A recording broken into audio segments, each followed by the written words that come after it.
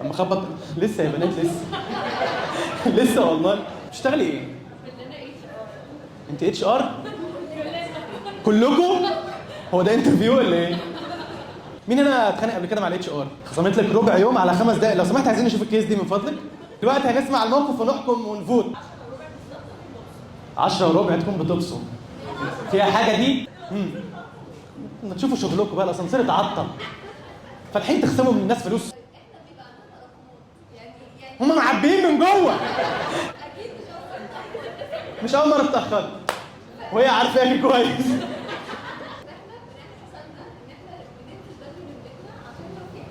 اللي عايز يشتغل يعني بيجي في ميعاده. زحمه بقى تقولي لي الاسانسير بيولد، ملهاش دعوه. هنسقف للي معاه حق. اللي شايف الكونتنت كريتور صح يسقف. اللي شايف الاتش ار صح يسقف. انت بس اللي شايفين نفسكوا صح. انت بتشتغل ايه؟ في مصر ولا بره؟